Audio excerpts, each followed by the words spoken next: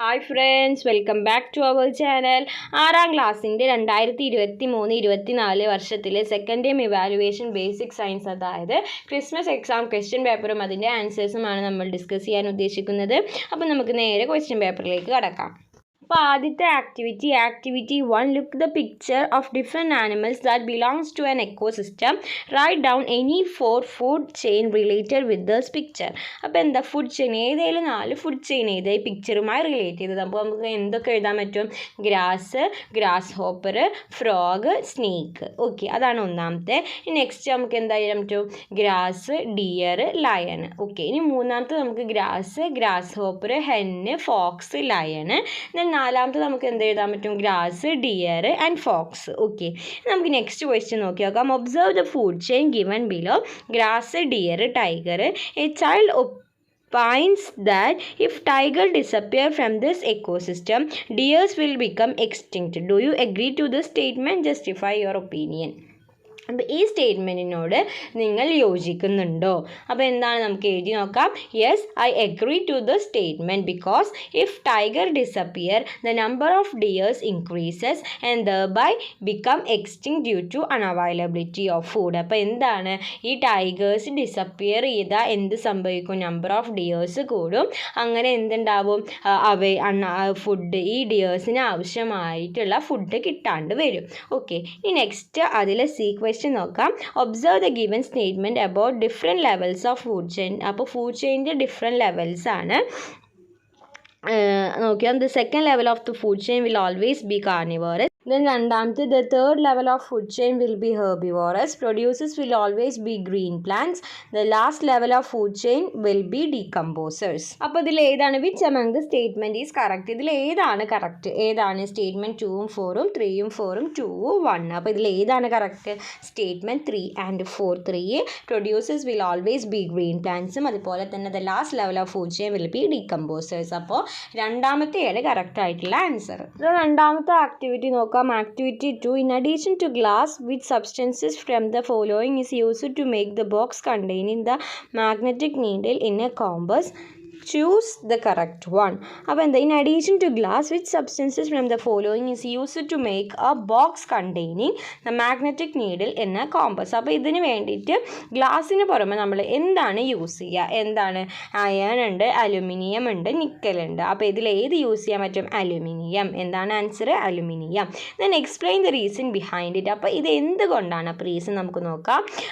Iron and nickel are non magnetic substances and cannot because for compass box as the magnetic needle cannot fluctuate well. അപ്പോൾ എന്താണ്, ഈ അയേണും അതുപോലെ തന്നെ നിക്കലും non magnetic substances ആണ്.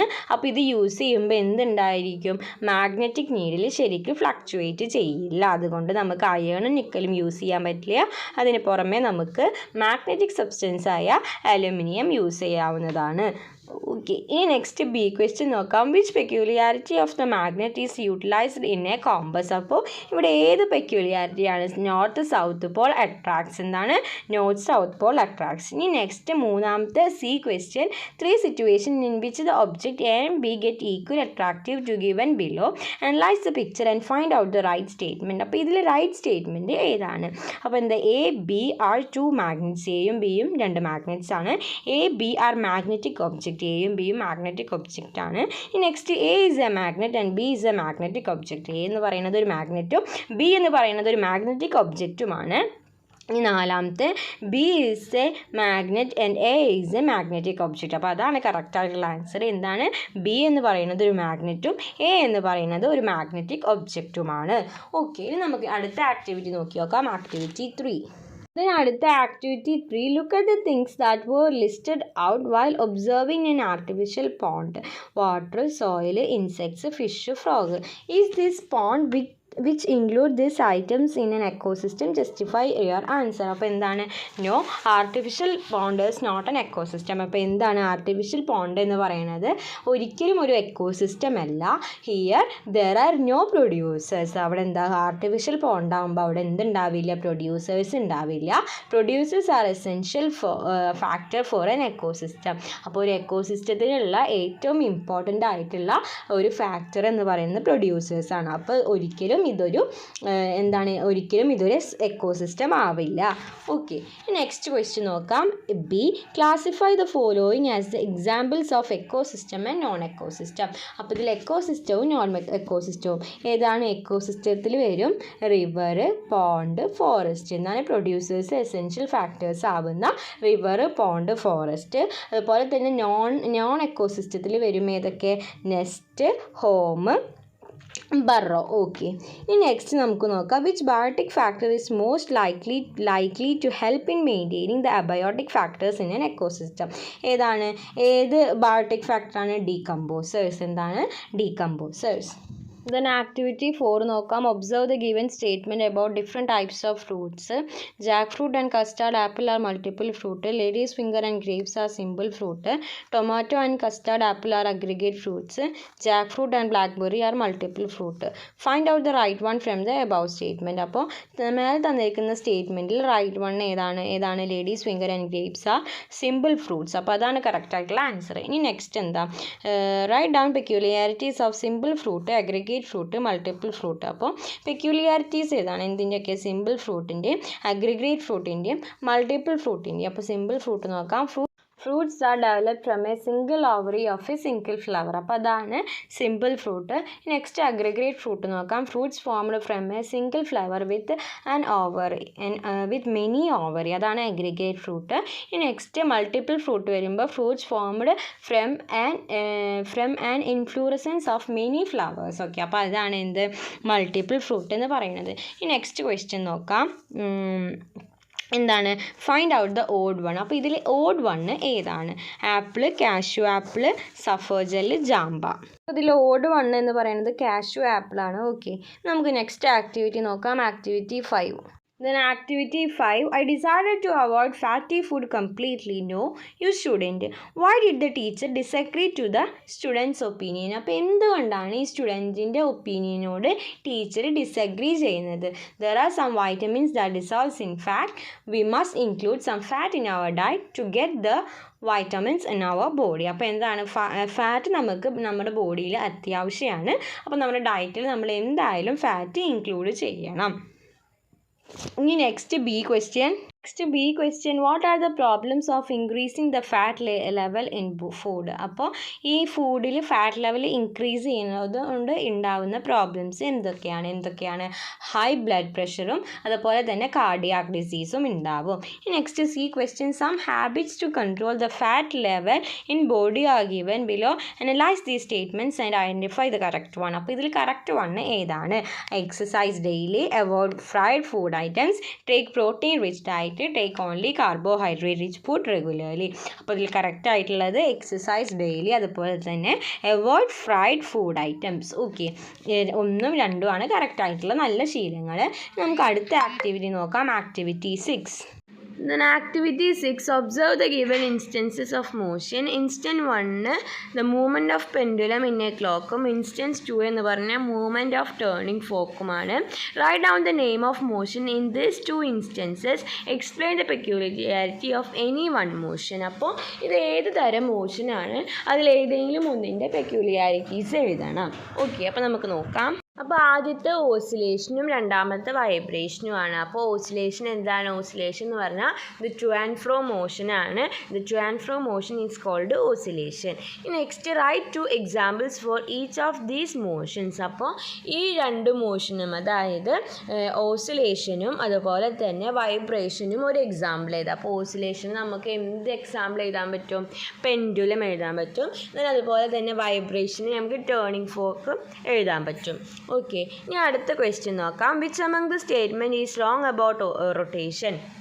അപ്പോൾ തന്നിരിക്കുന്ന സ്റ്റേറ്റ്മെൻറ്റിൽ റോങ് ആയിട്ടുള്ള സ്റ്റേറ്റ്മെൻറ്റ്, റൊട്ടേഷനെ സംബന്ധിച്ചിടത്തോളം റോങ് ആയിട്ടുള്ളത് ഏത് സ്റ്റേറ്റ്മെൻറ്റാണ്? Rotation is a movement of an object on its own axis. Rotation is always to a circular path. The rotating object will never change its position as a result of rotation.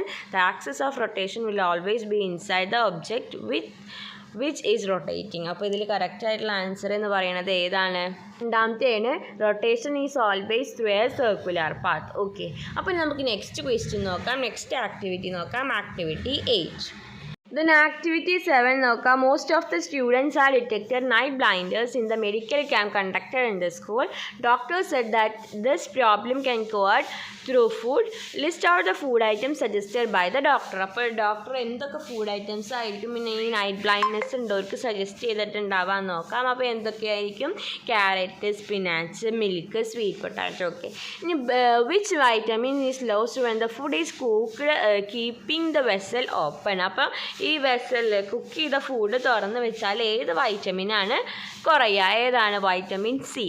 Ramu used plenty of milk and sea foods in their diet but the doctor focused that he has calcium deficiency.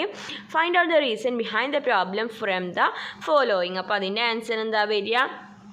Insufficient exposure to sunlight. ഏതാണ്? Insufficient exposure to sunlight. Okay. അപ്പോൾ നമുക്ക് അടുത്ത activity നോക്കി നോക്കാം. Activity 8.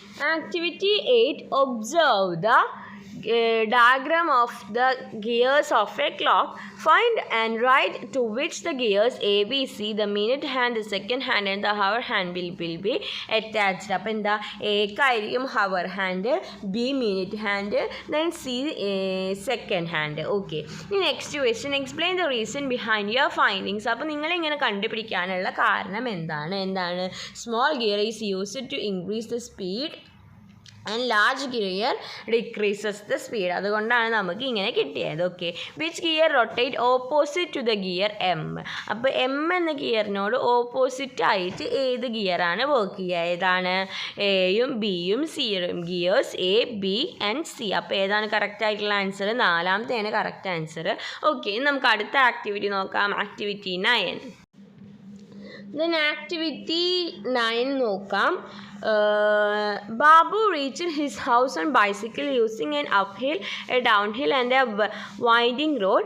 Complete the table by writing the occasions and purpose where he might have used force on the bicycle. അപ്പോൾ ഈ bicycle force കൊടുത്തിട്ടുള്ളവ എവിടെയൊക്കെയാണ്? Occasion when he used ഫോഴ്സും അതുപോലെ തന്നെ പേർപ്പസ് ഓഫ് അപ്ലൈയിങ് ഫോഴ്സ്. എന്തിനാണ് ഫോഴ്സ് അപ്ലൈ ചെയ്തത്? അപ്പോൾ ആദ്യത്തെ എന്താ? Beginning to ride the bicycle. അപ്പോൾ ബൈസൈക്കിൾ മൂവ് ചെയ്യാൻ തുടങ്ങിയപ്പോൾ അപ്പോൾ എന്താ? Moving the static cycle. ഇനി അടുത്തത് നമുക്ക് എന്താ എഴുതാൻ പറ്റും? ടു സ്റ്റോപ്പ് ദ ബൈസിക്കിൾ അല്ലേ? ഒക്കേഷൻ എന്ത് എഴുതാൻ പറ്റും? To stop the bicycle. അപ്പോൾ നമുക്ക് purpose of applying force to stop the movement of bicycle എന്ന് എഴുതാം. ഇനി നെക്സ്റ്റ് എന്ത് എഴുതാൻ പറ്റും? Turning through the curved paths. Curved പാത്തിലൂടെ ടേൺ ചെയ്യുമ്പോൾ to change the direction of moving bicycle. ഇനി next moving down hill to decrease speed. അപ്പോൾ ഡൗൺ ഹില്ലിൽ കൂടെ പോകുമ്പോൾ സ്പീഡ് കുറയ്ക്കണം. While over acting another bicycle. അപ്പോൾ എന്ത് ചെയ്യുന്നു? To increase the speed of moving bicycle. Okay. അപ്പോൾ ഇങ്ങനെ ഒക്കെ ചെയ്യണം. ഇനി അടുത്ത ക്വസ്റ്റ്യൻ നോക്കാം. While considering the movement of the cycle tyre which among the following motion is not applicable. അപ്പോൾ ഇതിൽ ഏത് മോഷനാണ് ആപ്ലിക്കബിൾ അല്ലാത്തത്? Rotation, circular motion, oscillation, linear motion. അപ്പോൾ ഇതിൽ ഏതാണ്? ഓസിലേഷൻ. ഇനി അടുത്ത ക്വസ്റ്റ്യൻ നോക്കാം. Activity 10, observe the changes in the energy given below. Electric energy, mechanical energy plus heat plus sound. Find and write down all two situation where the energy changes occur. അപ്പോൾ energy changes ഉണ്ടാവുന്ന രണ്ട് occasions എന്താണ്? Working of mixie അതുപോലെ തന്നെ working of fan. Identify and list from the energy used in the form of energy wasted in both situation. അപ്പോൾ എന്ത് എനർജിയാണ് used? Mechanical energy use ആവും, വേസ്റ്റ് ആവുന്നത് ഹീറ്റും സൗണ്ടും. നെക്സ്റ്റ് മൂന്നാമത്തെ question, which among the following has minimum energy loss? Filament bulb, LED bulb, CFL bulb, halogen bulb. ഏതിനായിരിക്കും? LED ബൾബിലായിരിക്കും. അപ്പോൾ LED ബൾബാണ് കറക്റ്റ് ആയിട്ടുള്ള ആൻസർ. ഓക്കെ. അപ്പോൾ ഇത്രയും ആക്ടിവിറ്റീസ് ആയിരുന്നു ഈ ക്വസ്റ്റ്യൻ പേപ്പറിൽ ഡിസ്കസ് ചെയ്യാനായിട്ടുണ്ടായിരുന്നത്. അപ്പോൾ കൂട്ടുകാർക്ക് വീഡിയോ യൂസ്ഫുൾ ആയെന്ന് വിചാരിക്കുന്നു. Thanks for watching.